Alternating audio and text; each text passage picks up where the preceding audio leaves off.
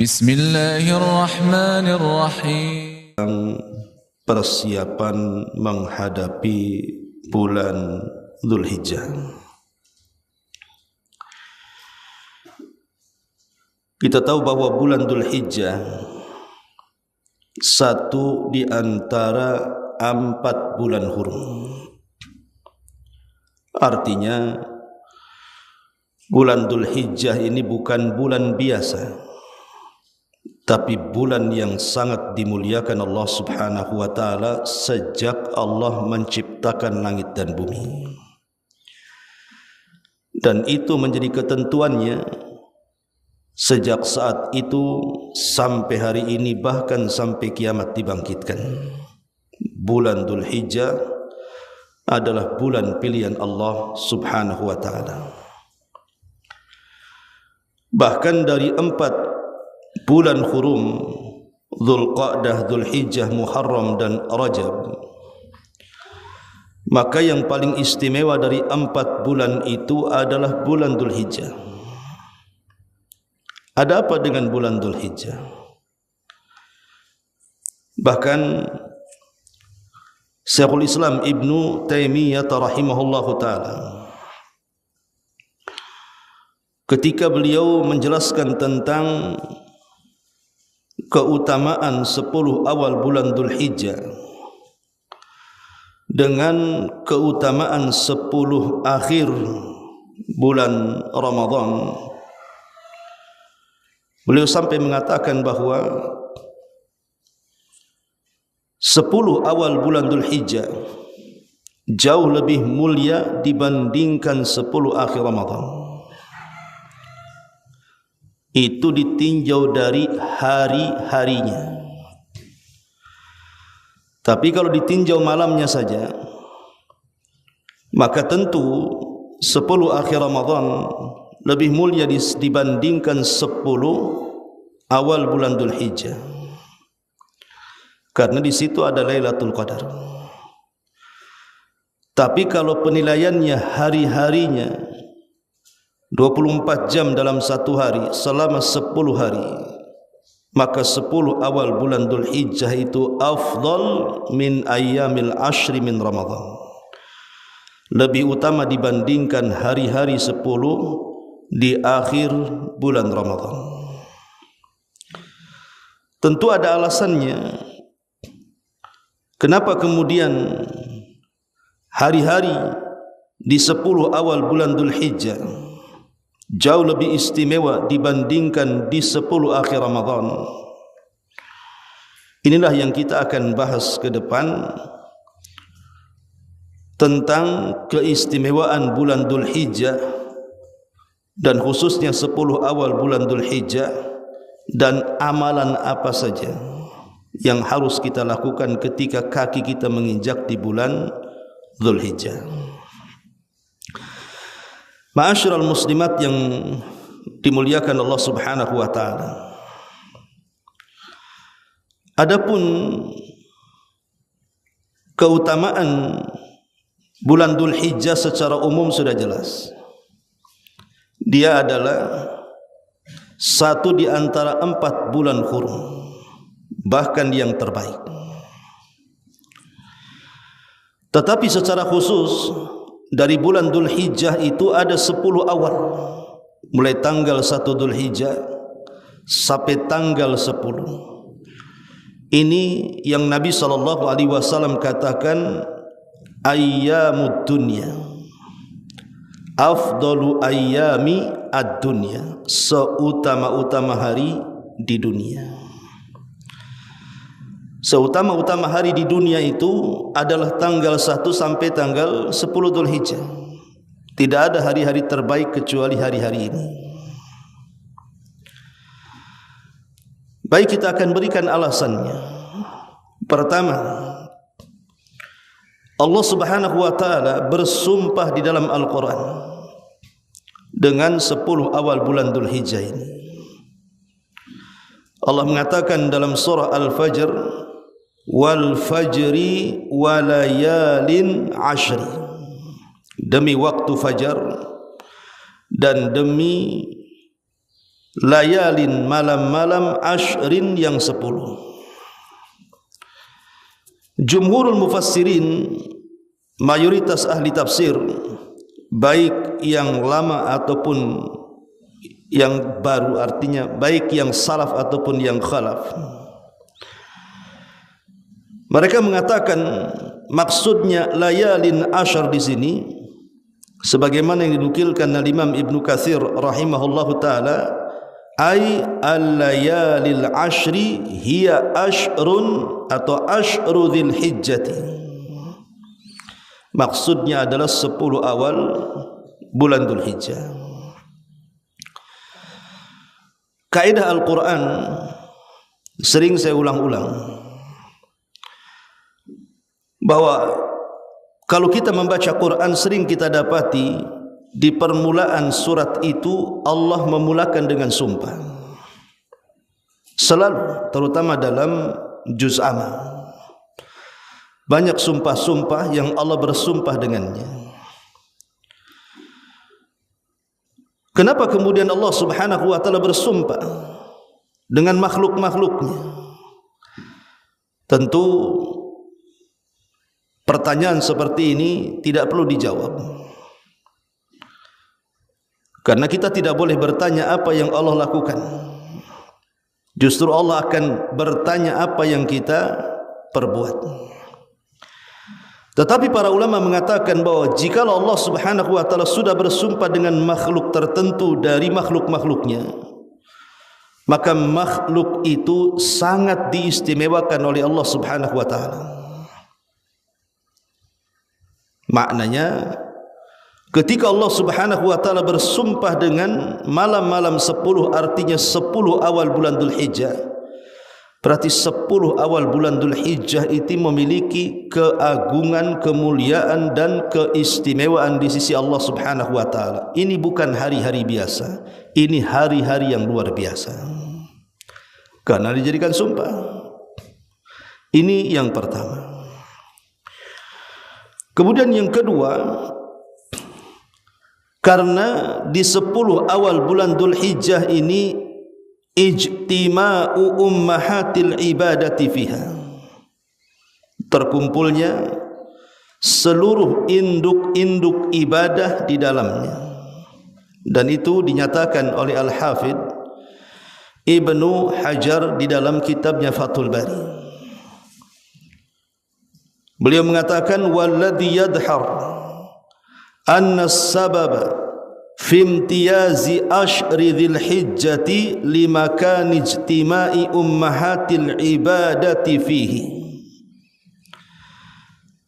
Adapun yang tampak, kata beliau, bahwa di antara sebab terbesar kenapa 10 awal bulan Dzulhijjah ini memiliki keistimewaan dibandingkan hari-hari yang lainnya, karena terkumpulnya induk-induk ibadah. Maksud induk-induk ibadah di sini arkanul Islam, rukun-rukun Islam. Kita tahu bahwa rukun Islam itu ada 5. Sebagaimana Nabi SAW mengatakan bunyal Islamu ala khamsin, syahadati an la ilaha illallah wa anna Muhammadar Rasulullah wa iqamis salati wa ita'iz zakati wa saumi Ramadan wa hajjil baiti in istata'ta ilaihi sabila. Islam ini dibangun di atas 5 bangunan. Pertama, persaksian bahwa tidak ada sesembahan yang berhak disembah kecuali Allah dan Muhammad adalah Rasulullah. Kemudian yang kedua, mendirikan salat. Kemudian yang ketiga, melaksanakan puasa.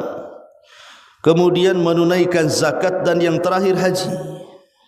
Itulah 5 perkara yang disebut dengan rukun Islam. Lah, rukun Islam ini tidak mungkin mampu digabungkan di bulan manapun kecuali di bulan Dzulhijjah, tepatnya di 10 awal bulan Dzulhijjah. Sekalipun Ramadan adalah sayyidus syuhur, pemimpinnya bulan-bulan, Dan 10 akhir Ramadan juga keistimewaannya luar biasa karena ada Lailatul Qadar. Tetapi di bulan Ramadan seseorang tidak mungkin menggabungkan rukun Islam secara sempurna. Mungkin bersyahadat bisa, salat bisa, puasa bisa, zakat bisa, tapi haji tidak bisa. Karena haji tidak dilaksanakan di bulan Ramadan. Berbeda dengan bulan Dzulhijjah, terutama di 10 awal bulan Dzulhijjah, semua bisa disempurnakan di situ. Karena di 10 awal bulan Dzulhijjah ini syahadat bisa dilakukan, salat bisa dilakukan, puasa bisa dilakukan, zakat bisa dilakukan, haji pun bisa dilakukan. Sehingga menyempurnakan induk-induk ibadah. Inilah kenapa kemudian 10 awal bulan Dzulhijjah ini sangat istimewa karena terkumpul padanya induk-induk ibadah, belum lagi ibadah-ibadah yang lainnya. Ini yang kedua. Kemudian yang ketiga, karena di 10 awal bulan Dzulhijjah ini ada hari yang Allah Subhanahu wa taala banyak memerdekakan hamba-hambanya dari api neraka. Di bulan Dzulhijjah ini atau di 10 awal bulan Dzulhijjah ini ada hari-hari yang Allah sangat banyak memerdekakan hamba-hambanya dari api neraka, dan Allah berbangga di hadapan para malaikatnya. Hari apa itu? Hari Arafah. Hari Arafah tanggal berapa? Tanggal 9 bulan Dzulhijjah, itu disebut hari Arafah.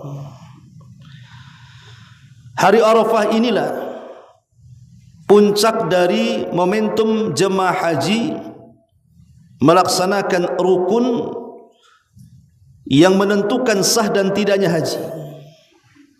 Kata Nabi SAW, Al-Hajju Arafah. Haji itu ditentukan dengan Arafah. Kalau orang haji semua manasik dilakukan tapi dia tidak wukuf di Arafah, maka tidak sah hajinya, karena dia meninggalkan satu di antara 4 rukun haji.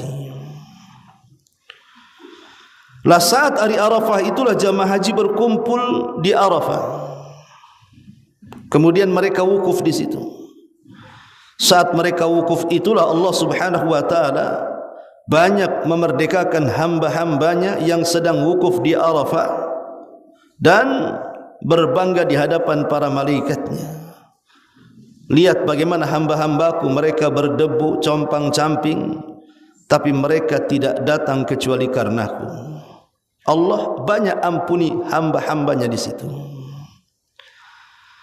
Bagaimana dengan orang-orang yang tidak melaksanakan haji seperti kita?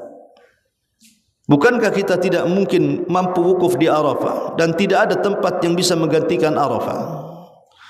Maka ada syariat lain yang juga bisa menghapuskan dosa-dosa kita. Dengan cara apa? Puasa tanggal 9. Saat jemaah haji sedang wukuf, kita berpuasa di sini, yang disebut dengan Saumu Yaumi Arafah, puasa hari Arafah.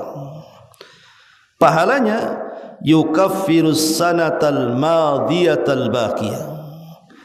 Dia bisa menggugurkan setahun ke belakang, dia bisa menggugurkan dosa setahun ke belakang dan menggugurkan dosa setahun yang akan datang. Inilah kenapa 10 awal bulan Dzulhijjah itu istimewa, karena di situ ada hari Arafah. Yang keempat, kenapa kemudian juga 10 awal bulan Dzulhijjah ini sangat istimewa? Bahkan dikatakan khairu ayyamid dunya, sebaik-baik hari dalam dunia.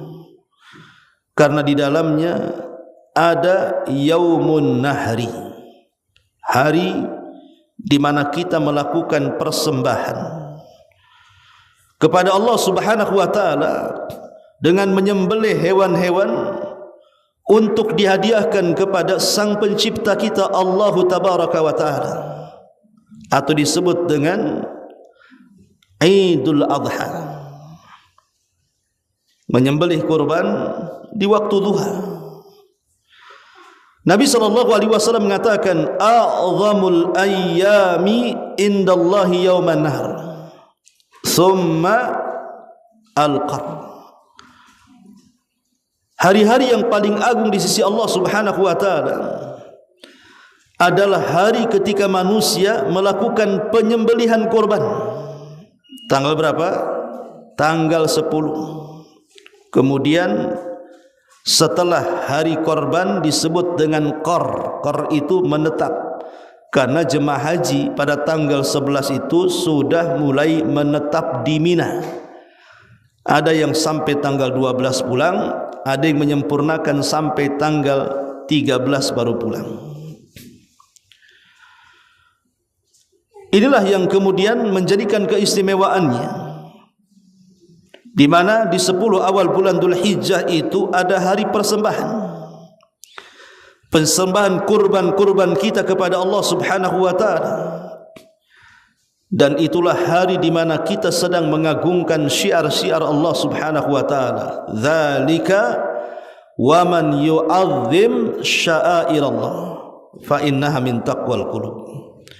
Yang demikian itulah, barang siapa yang mengagungkan syiar-syiar Allah, maka itu menunjukkan ketakwaan dalam hatinya.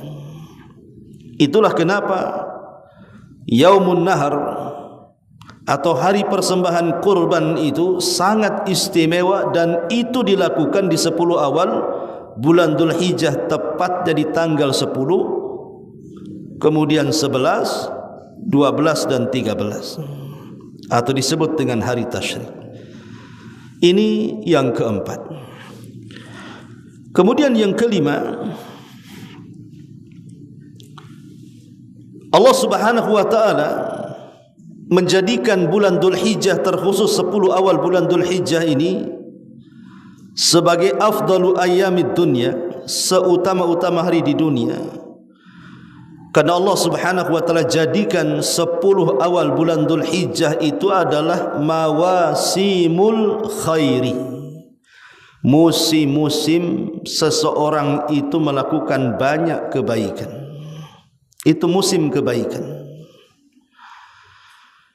Kalau kita kenal di lingkungan kita ada musim mangga, tentu ketika musim mangga di mana-mana.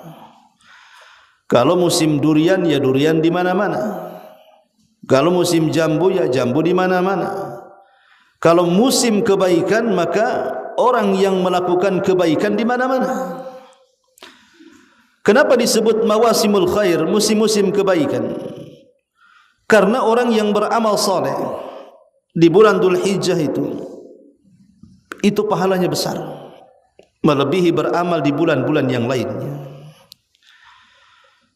Sampai-sampai Nabi SAW mengatakan, ma min ayyamin al-amalus salihu ahabbu ilallah min hadhil ayyam.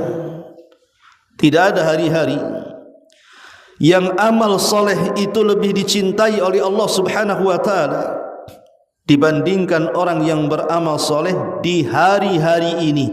Maksudnya 10 awal bulan Dzulhijjah. Lihat perkataan Nabi SAW di sini. Tidak ada hari-hari yang kalau ibu-ibu melakukan amal soleh apapun, kebaikan dan kebajikan apapun, kalau dilakukan di 10 awal bulan Dzulhijjah itu jauh lebih dicintai Allah dibandingkan di hari-hari di bulan-bulan yang lainnya. Menariknya adalah ketika sahabat Nabi SAW tercengang dengan pahala yang akan didapat bagi orang-orang yang beramal saleh di 10 awal bulan Dzulhijjah ini, mereka sampai membandingkan dengan perkara yang menurut mereka tidak ada amalan yang lebih tinggi daripada itu. Apa itu? Jihad.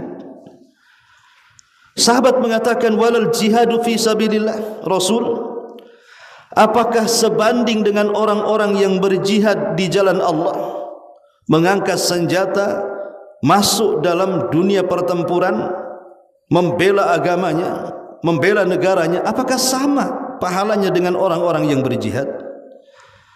Maka Nabi SAW mengatakan, la, tidak. orang yang beramal soleh di 10 awal bulan Dzulhijjah jauh lebih istimewa dibandingkan jihad. Subhanallah. Padahal kita tahu bahwa jihad itu sanamul Islam, puncak daripada Islam. Sebagaimana Nabi mengatakan, ra'sul amri al-Islam wa amuduhu salah wa dhirwatus sanami al-jihadu fi sabilillah. Pokok urusan hidup manusia adalah Islam, tiang Islam adalah salat, dan puncaknya adalah jihad. Tetapi Rasul mengatakan orang yang beramal soleh di 10 awal bulan Dzulhijjah tetap tidak bisa diremehkan, walaupun dibandingkan dengan jihad yang merupakan puncak daripada Islam. Tetapi Nabi SAW memberikan pengecualian. Apa pengecualiannya? Illa rajulun kharaja bimali wa kharaja binafsi walam yarji min dzalika bi syai'in. Kecuali kalau orang yang berjihad atau orang yang berperang itu dia membawa seluruh hartanya keluar, bahkan dia menyiapkan jiwanya keluar, kemudian dia masuk dalam pertempuran dan dia tidak pernah kembali ke rumahnya, alias mati syahid, mengorbankan harta dan jiwanya, baru sebanding, kata Rasul. Maka ini adalah musim-musim kebaikan. Siapapun yang beramal soleh di 10 awal bulan Dzulhijjah itu pahalanya sebanding orang mati syahid. Bukan hanya mati syahid saja, mengorbankan jiwanya, tapi mengorbankan seluruh kekayaannya. Amalan apa ini coba? Makanya saya nasihatkan kalau sudah menginjak 10 awal bulan Dzulhijjah, hati-hati. Perbanyak kebaikan. Jangan melakukan kemaksiatan, karena setiap detik dan menitnya itu dinilai pahala orang yang mati syahid. Maka sangat rugi dalam 1 tahun kita diberikan kesempatan 10 hari di bulan Dzulhijjah, kemudian kita sia-siakan lewat begitu saja.